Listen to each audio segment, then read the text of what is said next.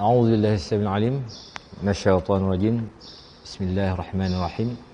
Alhamdulillahirabbil alamin wa bihi nasta'in ala umuri dunya waddin. Subhanaka la ilma lana illa ma 'allamtana innaka antal alimul hakim. Qala rabbi shrah li sadri wa yassir li amri wahlul 'uqdatam min lisani yafqahu qawli. Assalamualaikum warahmatullahi wabarakatuh. Bertemu kita sekali lagi dalam rancangan Tazkirah Kasih Ramadan tahun 1440 Hijrah bersamaan 2021 Masihi. Dan kini tiba giliran saya untuk menyampaikan sedikit perkongsian tentang tajuk mengenai petua dan cara Imam Ghazali rahimallahu ta'ala mencari malam Lailatul Qadar. Alhamdulillah, sidang penonton yang dirahmati Allah sekalian.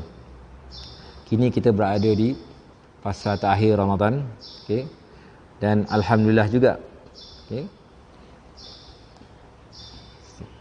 Sekali lagi kita memanjatkan kesyukuran kepada Allah kerana masih lagi memberi kita kesempatan dan ruang untuk bersama-sama, okey, mengimarahkan Ramadan yang penuh keberkatan ini.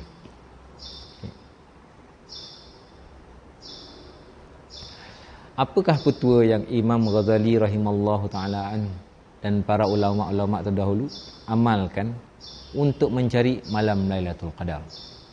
Yang mana dalam Quran Allah sebut, okey, auzubillahi minasyaitonir rajim, Lailatul Qadri khairum min alfi syahr. Okey.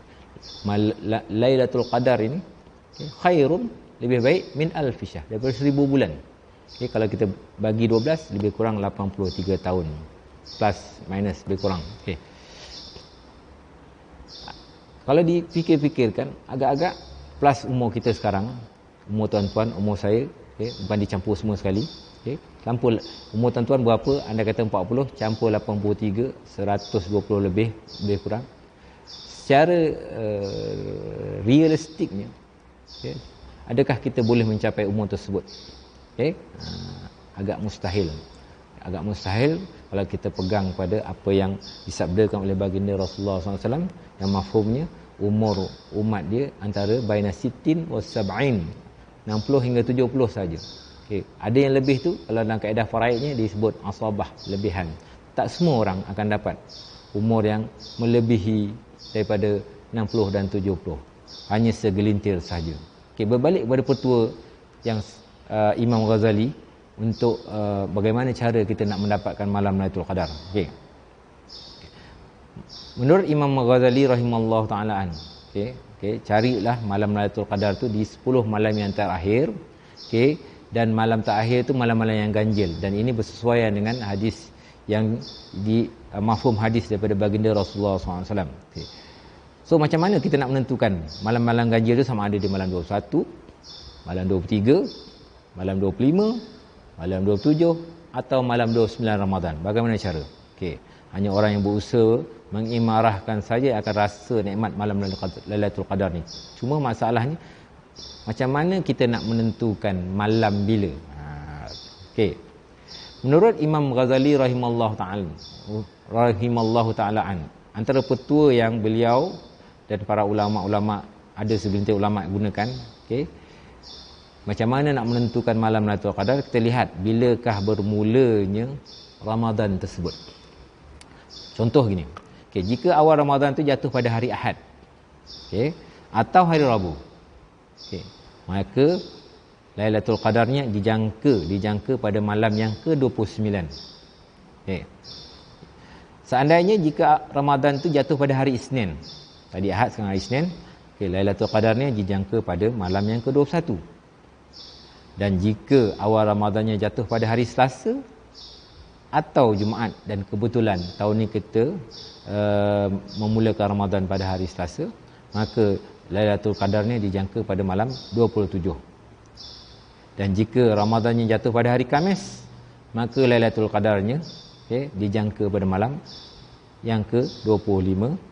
Dan jika Ramadannya bermula pada hari Sabtu, maka dijangka Lailatul Qadarnya akan jatuh pada malam yang ke-23.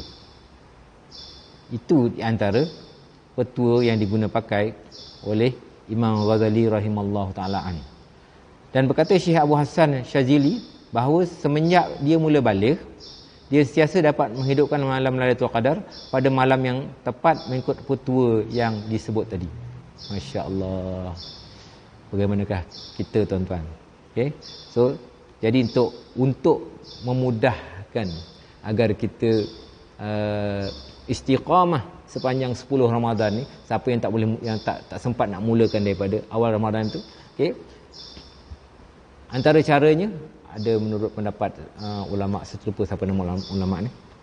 Okey, kalau kita dah tak dapat nak mulakan daripada awal, okey, kita mulakan start daripada malam 20 sampai malam yang last tu, kita datang masjid, okey, atau surau, kita pastikan kita sertakan sedikit duit dalam kocek dan masuk saja masjid surau, kita masukkan tabung duit tersebut. Masuk hari-hari, tak kira RM5, RM10, RM20, kalau mampu RM100, hari-hari. Kalau ditakdirkan, okey, malam tertentu yang kita masukkan tu berlaku Lailatul Qadar, maka Allah Taala akan gandakan 1000 kali, 1000 bulan, okey, khairum min alfisah. Okey, begitu juga 10 malam yang terakhir ni, maka kita kena melipat gandakan kita punya ibadah solat. Okey, antaranya, okey, kalau yang fardu tu fardulah, kena buat awal waktu, berjemaah, okey, ditambah dengan bacaan Al-Quran, okey, solat sunat tarawih.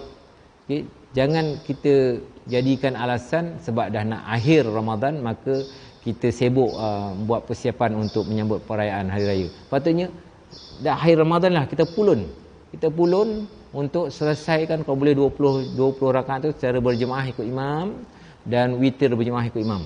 Okey, siapa yang nak top up lagi kat rumah itu dipersilakan. Okey, sebab apa? Kita nak cari kelebihan berjemaah, kelebihan berjemaah di surau, okey, ditambah lagi berada di malam-malam terakhir Ramadan. Okey, sebab kita tak pasti malam mana, sama ada malam 21, 23, 25 ataupun malam-malam berikutnya. Jadi sama-samalah kita meningkatkan amalan kita di akhir di fasa terakhir Ramadan ni, dan kita mohon kepada Allah agar kita dapat menghabiskan Ramadan pada tahun ini dengan jayanya dan dipertemukan dalam Ramadan-Ramadan yang berikutnya, insya-Allah. Akhir kata dari saya, terimalah serangkap pantun sebagai penutup bicara. Kanak-kanak